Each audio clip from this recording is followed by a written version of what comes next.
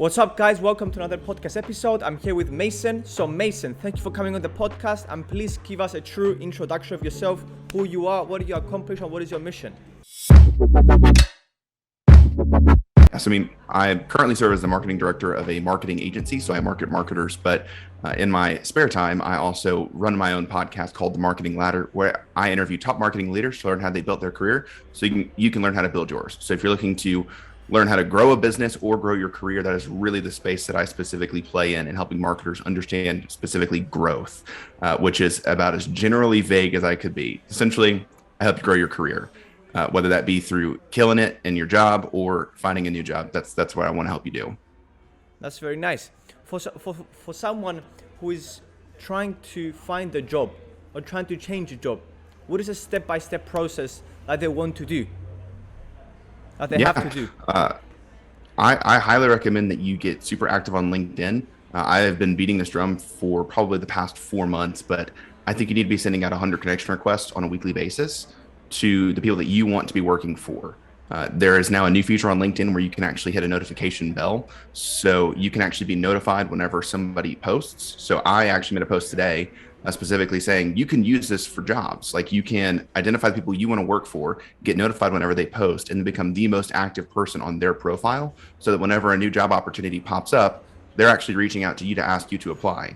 And I didn't mean to do this, but I've just been very active on LinkedIn. So I actually get people asking me to apply for jobs or job offers on a very regular basis at this point. I'm not looking for a new job. I'm very happy where I am, but it is good to know, okay, this is actually something that's working for me. Should I ever need a new job, I don't have to go and pound the pavement for 3 months before I get a job offer. I've got probably 20 people I could call on that would hire me because of just the connections we already have. Okay, that's very nice. For the people who don't know, you posted a few days ago a post that you said that you should do like 100 connections per week, and there was someone who, I think it was a female person, who disagreed with you. So you had kind of LinkedIn beef. So please give context to the people who are watching this and do not know about this. Not beef, let's say it. Let's call it disagreement in a more professional way. Can you give us context of what happened and what her opposing view is? Because it's good to know people that disagree with what we believe in, so we can think about it and improve. So I think the word disagreement is a bit strong, because what she was focused on is this idea of you need to be creating content. And I don't disagree with that. I actually highly agree with the idea that you need to be creating content on a very regular basis on LinkedIn if you want to be seen. The problem that I personally have experienced, and I think a lot of other people are experiencing, is they get that. Like they understand, okay, if I'm going to grow on LinkedIn, if I'm going to have a larger presence on LinkedIn, I need to be posting daily, or at least on a frequent basis. The problem that I see people running into is they don't have the right audience. They built a LinkedIn profile, a decade ago when they were able to post a resume, and that was about it. They connected with everybody that they knew that was in their college, and then they didn't touch it for a decade, and they're coming back saying, oh, there's an opportunity here. But their audience is all people that they knew in college, which is not the appropriate audience if you're trying to grow in a specific industry, in a specific space. So that's why I'm in the camp of you need to be sending out 100 connection requests a week to your ideal audience so that you can start to build your audience and actually get your post to get traction. What she didn't necessarily 100% agree with is the idea that you would just send out connection requests 100 a week, not personalized, not, I think she interpreted it as a more pray and spray approach. And I don't necessarily agree with the pray and spray approach. I actually specifically intentionally connect with marketers. I am still a marketer that markets as a marketing agency. So I'm going after our target accounts. I'm going after really other influential people in the space so that we can do co-branded efforts. Like there's a lot of intentionality into what I'm doing, but I'm also just connecting with as many marketers as I can, because I recognize that the larger I can have a network of marketers, the more I can help others, the more they can help me. Everybody's going to end up winning when we're all connected in that way. So I think maybe she misunderstood you, and she thought that you were saying just send them random connections to just anyone. Were you you were trying to say send connections to people, send personalized connections to people that you want to actually connect to? And this is probably where I get the most flack.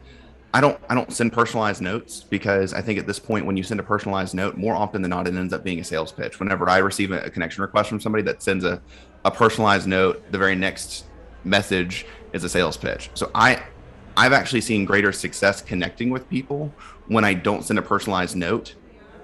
And I that's just me. I know other people send personalized notes and that's fine, but I get the personalization when I am hopping on calls, when I am engaging with their content and leaving thoughtful comments, when I am having conversations in the comments of my posts. So that's where I think the personalization comes in. And the other thing is, I don't think I need to send as many personalized notes because I am so active on the platform. I'm clearly a real person that has thoughts, that shares my thoughts pretty freely.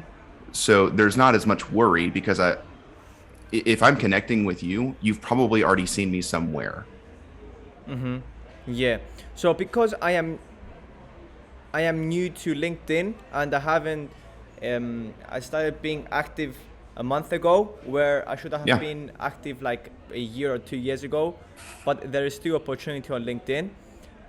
For me, and since there's a lot of people that are in my position and they haven't posted on Yeah. LinkedIn, so then they don't know anything about LinkedIn. For me, connections is a way for people to become your friends. So basically, it's like connecting with a friend. It's like on Facebook, but for LinkedIn. So you can have free access and send them a message whenever you want. Did I miss anything? The only other piece to it that I would also throw in is they are then one of your followers. So they will start to see your content. So it's not just that you have the ability to message them, but it's also that they are a follower, you're a follower of theirs. And whenever they post, there's a higher likelihood that their information, whatever they're posting, will end up in your home page feed. So why not just connect and only follow? So why connect over follow? Yes. Why do people even follow someone? Why do they can just connect with them? Yeah, honestly, I don't know. Like I gotta be honest. I connect with everybody. Like I don't particularly follow people other than, for example, Gary Vaynerchuk or Simon Sinek that are very very large profiles that want to restrict the people that have direct message access to them.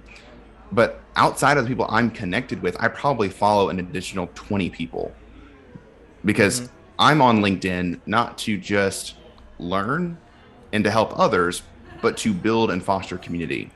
So I see that the opportunity to connect with people is a far greater opportunity to foster community. Because, for example, I mean, I follow Simon Sinek, I follow Gary Vaynerchuk, but I can't message them. Like I can just like and comment on their stuff. Um, so that's really the reason I would follow somebody is if they have a massive following and they're not willing to connect, but you just value their thoughts so much that you want to see their information in your feed. Other than that, I'm a proponent of just connect. Okay. That's good to know because I would like I don't connect with people, but I think I'm just gonna try like more of your approach and connect to people that I want to become friends with. And the way, because you said before that you don't send personalized notes when you connect with people, I do, and I would like to see like your thoughts on it. Because, for example, I can send a personalized note when I connected with someone and say you should post more on LinkedIn, and I send it just because maybe I don't have the LinkedIn credits or I cannot access their DMs. So I just provide value in that connection connection note. Let's say I just provide value, just because I couldn't message them any other way. Yeah, I mean, for sure. If you, I guess let me reframe it. I don't I don't send personalized messages because I'm already a very active individual on LinkedIn. But if you are trying to build up your following or you are specifically trying to connect with someone that might be a target account that's a larger profile that you really want to be connected with. For example, for me, if I were trying to figure out something that I would want to connect with, I would say like Chris Walker, or Nick Bennett. I'm already connected with both of them, but when I was, trying to get connected to them, I may have sent a personalized message. Now I've been connected with both of them for about 3 years before they all had large followings. So it's been fun to watch them grow. But all that to say, like, if you specifically want to, for sure you can't. But I'm more in the camp of send more connection requests. And I think when people start to think, oh, I have to personalize every connection request, that's when sending 100 connection requests takes like a whole week versus Mm-hmm. 2 hours, because I've done my research beforehand and I know who I'm trying to connect with. Yeah. And again, it's not super complicated. Mm-hmm. Like every week I send out 100 connection requests and I start with who are the people that engage with my content already from the previous week that I'm not connected with. And Okay. I'll start there. So you send 100 connection requests every single week. How did that have an impact on your life? Life Yeah. includes business, everything. 2 weeks ago, James Carberry was in my living room. I don't know if you know who James Carberry Nope. is. He is the owner and founder of Sweet Fish Media. He is the guy that started the podcast B2B Growth. And he owns the organization that runs about 150 different B2B podcasts. So your favorite podcasts, he owns the organization that is probably producing it. And he ended up in my living room Sheesh. because I interviewed him for a podcast. Um, it has exponentially grown my post reach, which is not the main reason I'm on LinkedIn. I just want to be clear on that, but it is helpful that each post I post now, and for the past 2 or 3 weeks, has had to reach about 5,000 people. It's Why? about, because I have more followers, because more people are engaged with me.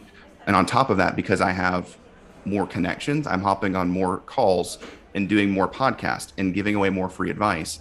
Because now, with a lot of the people that you're connecting with, at first, you're just, a little bubble with a headshot. But when you hop on a 15 to 30-minute call, there's a real relationship that's built there. And I'm way more likely to like and comment on, for example, Zoe over at Dooley.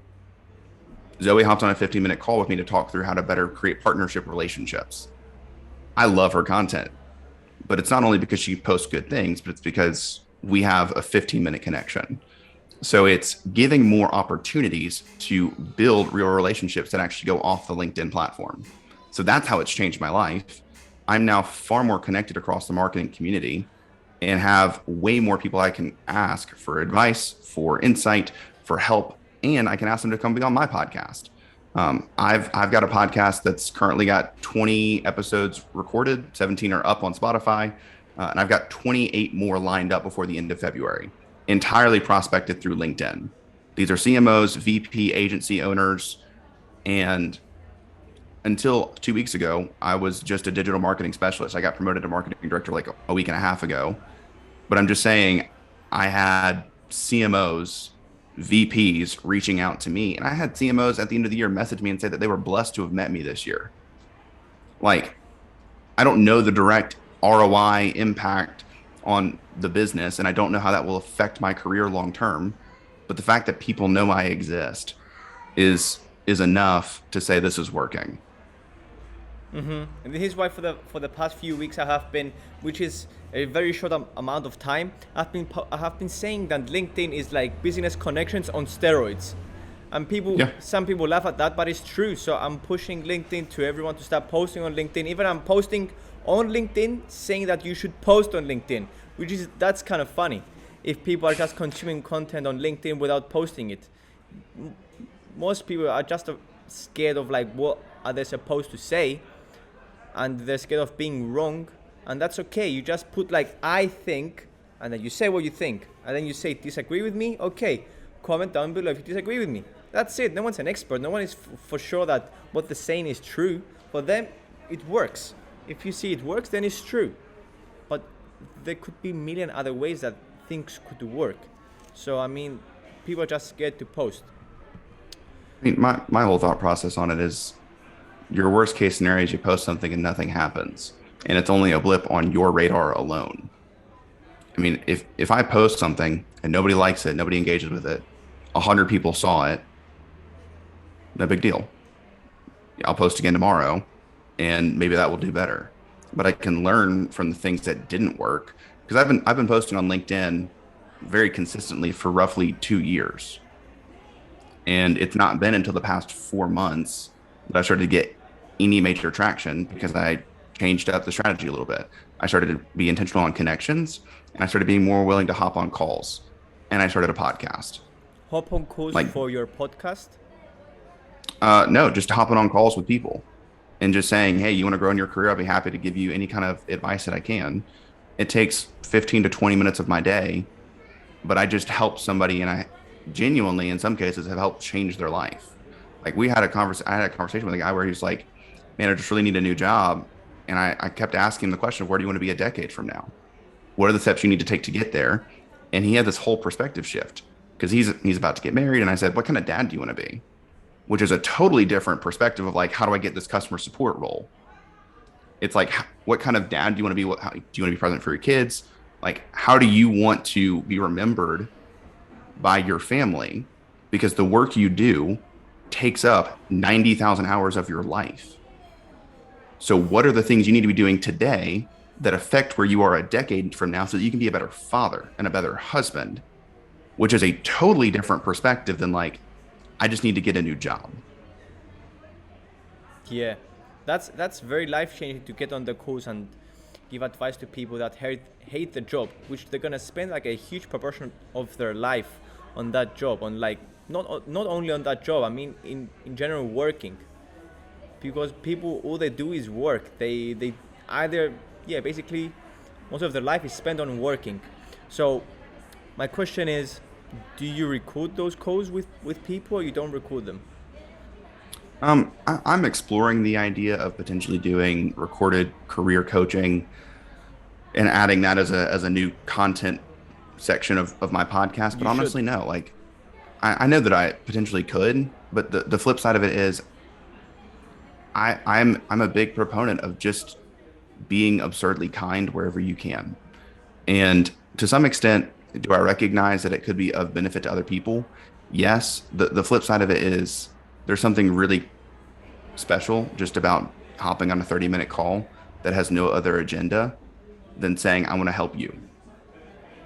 And again, I don't think that the other calls where I might record them, you know, I don't think that would be necessarily a negative thing. But I think right now, like I'd love to just be a person that helps other people with no other hidden agenda than saying, I want to be present with you for 20 or 30 minutes and make sure that you get everything you need. Yeah, but you're gonna do the same thing, but you're just gonna record the episode and then provide and turn it into pieces of content that you can help other people with, and you can just ask them if they say no with the recording, that's fine. You can just take the call with them. But if they say yes, then you can take it in. You can turn it into 5 pieces of content at least, and there's like you can turn it also into text through like let's say Descript, or you can also turn it into clips. There's a very nice app that no one knows about. It's called Snackable, where you put your video on.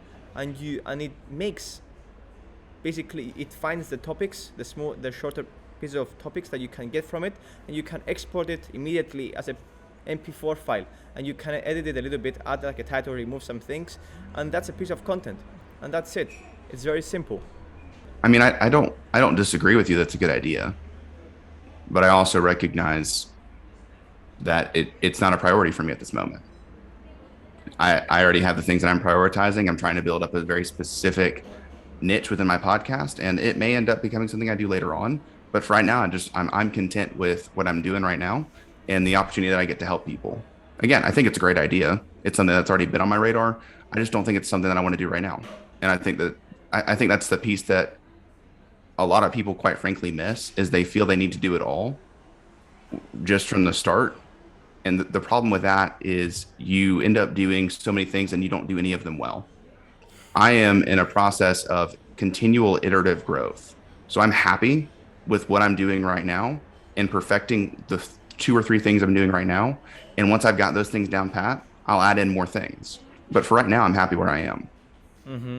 That's good. It's all about priorities. People just are basically all over the place. They don't know what to prioritize, but they must sit down and see like what they want to accomplish, and then set their values in place and then see, okay, what are my priorities based on my goals? What do I want to accomplish in my life in 10 years, in 5 years, in 1 year, in 1 month, basically, and then make your to-do list based on those goals, what you want. Of course, it will be, I don't have like concrete written down long-term goals. I just go with what I feel like, and I basically adjust all the time. People tell me all the time, you change your mind so fast.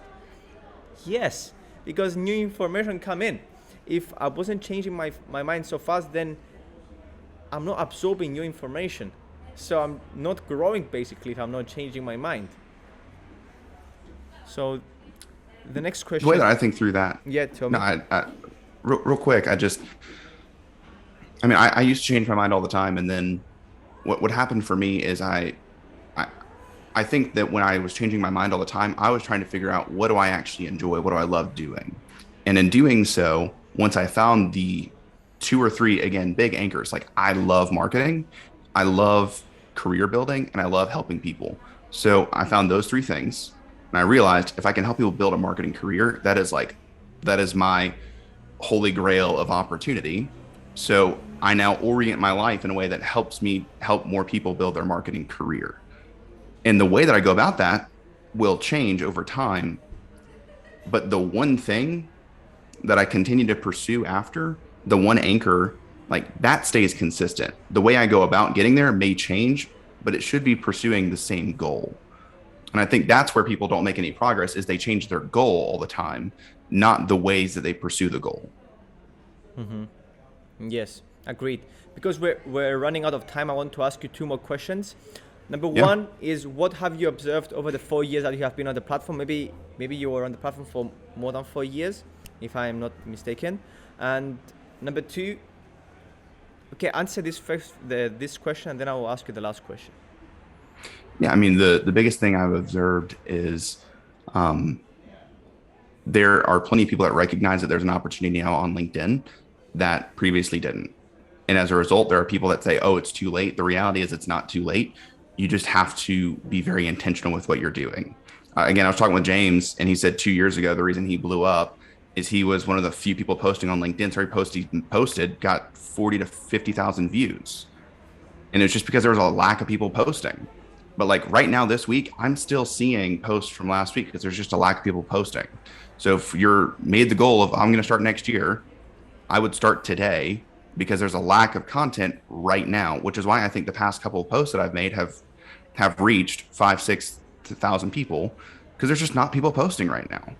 So there's more opportunity than you think, but it's getting less and less by the day. Mm-hmm.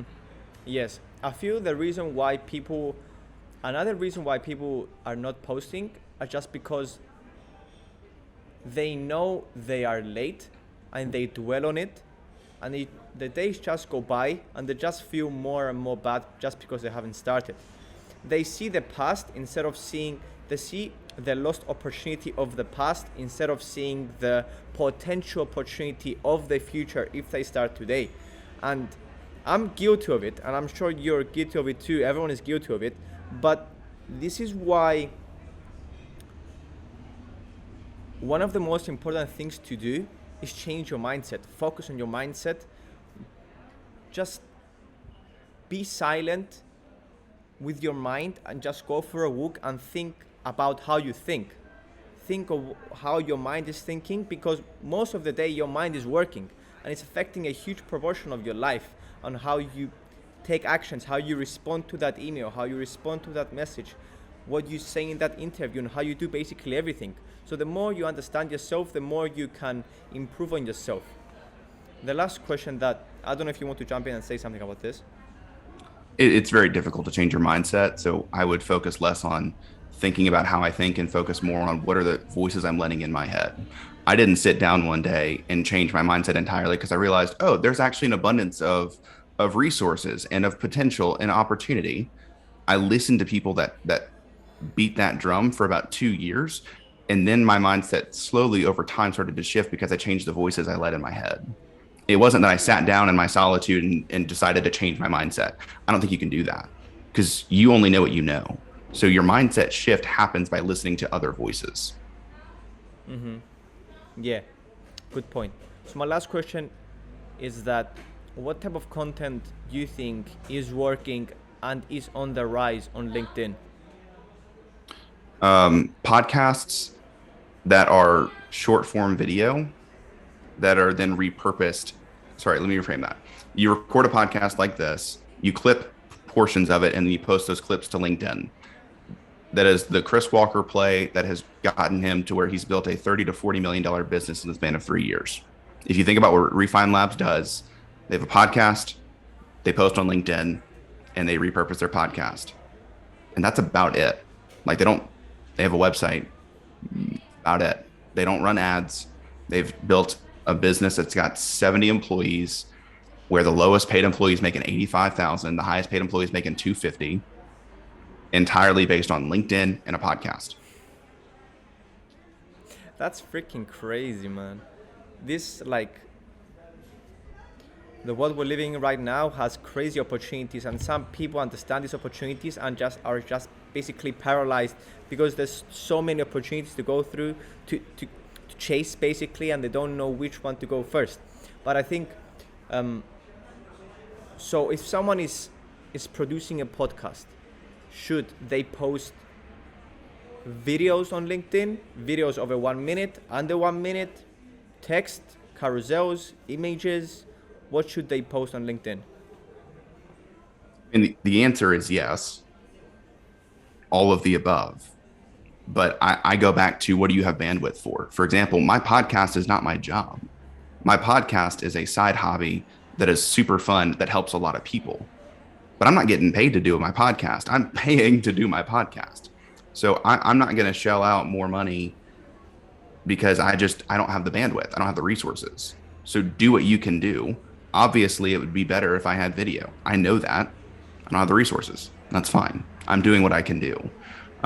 So just look at your own bandwidth, your own capabilities, and the order of operation is more so than what is the most effective medium. It's what can you produce more effectively? Because sure, I could do video all day long. I'm a terrible video editor. So I focus on written content because it's easier for me to produce, and it's more about the consistency of producing content than the level of quality production. Mm-hmm. Yeah, but because I'm getting because we're running out of time, a lot of people tell me that video doesn't work on LinkedIn. And I think right now, yes, it's not working. It was like Instagram and Facebook in the beginning when it was more like text and images. But I think videos are on the rise on LinkedIn. And in the future, LinkedIn will start promoting more video creators on the platform. What do you think? Is videos on the rise, or are still like text and images going to still... LinkedIn has already gone on the record. Yeah, LinkedIn's already gone on the record for the new year to say that they're going to start changing the algorithm to prioritize video. The other thing is, the question is, what is your goal? Does video have as much reach for people? No, but it's a depth of relationship. So as much as I love a good text post, I feel like I know as a person, Sam Moss, more than I know, for example, Justin Welsh. Sam has a website agency and he's got 14,000 followers. But I see him talk on LinkedIn every day, and I know his personality, I know his quirks. I don't really know Justin Welsh super well, but I can guarantee Justin's got a far greater reach. So it just depends on your relationship or the goals of what you're trying to build on LinkedIn. Because the other side is, Sam sells a website project that's, I don't know his exact pricing model, but it's in the tens of thousands of dollars. Whereas the main thing Justin is pushing is a $200,000 product. He needs reach because he's trying to sell quantity, whereas Sam needs depth because he has a quality product. The LinkedIn operating system is $200. For Justin to make a ton of money, he needs to sell a $200 product to a ton of people. A website on average is $20,000. Sam needs to sell significantly less websites than Justin to make the same amount of money. Good point. Anyway, it just depends on what you're trying to accomplish. We're running out of time, so thank you, Mason, for coming on. Thank you guys for watching. See you in the next episode. Peace.